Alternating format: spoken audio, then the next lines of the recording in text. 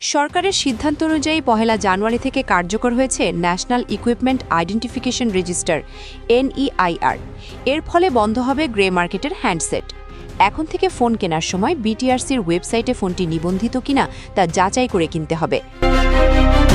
সরকারের সিদ্ধান্ত অনুসারে NEIR কার্যকরের পূর্ব পর্যন্ত নেটওয়ার্কের সকল ফোন সচল থাকবে।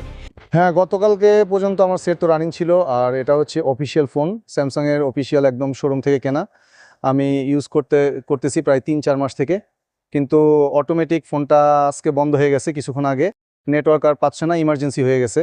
যে রানিং ফোনগুলো সবগুলো চলবে, যেগুলো এখন পর্যন্ত চলতেছে গতকালকে পর্যন্ত, কিন্তু আজকে হঠাৎ করে রানিং ডিভাইস সহ সব অচল হয়ে গেছে। এখন সরকারি সিদ্ধান্তের প্রতিবাদে বৃহস্পতিবার দুপুরে রাজধানীর বিভিন্ন মার্কেটে ব্যবসায়ীদের ব্যবসা প্রতিষ্ঠান বন্ধ করতে দেখা গেছে।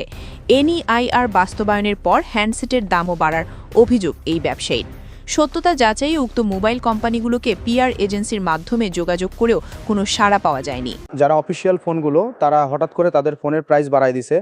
সাপোজ আমি আপনাকে কয়েকটা কথা বলি, যেমন স্যামসাং বলি আমি, গ্রে মার্কেটের আনঅফিসিয়াল ধরেন যদি A56, যেটার প্রাইস হলো এখনও ৪২,০০০ টাকা, ৪২ থেকে ৪৩,০০০ টাকা, অফিসিয়াল ছিল ৫৫,০০০ টাকা, সেটা গতকাল দাম বাড়ায় দিয়ে সেটা করছে ৬৫,০০০ টাকা।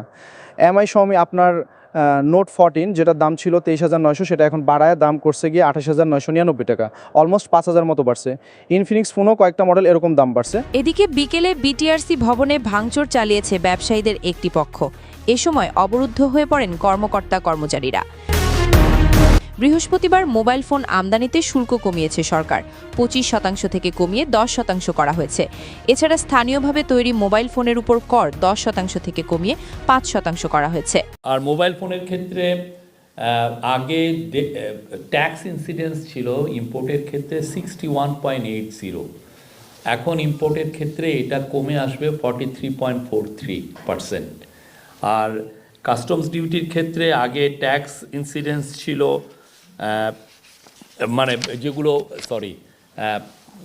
মোবাইল ফোন যারা ম্যানুফ্যাকচারিং করতেন বাংলাদেশে, তাদের জন্য ট্যাক্স ইনসিডেন্স ছিল 17% মতো, 17.20, যেটা এখন তার মধ্যে 10% ছিল কাস্টমস ডিউটি। এখন কাস্টমস ডিউটি 10% থেকে নেমে 5% হবে।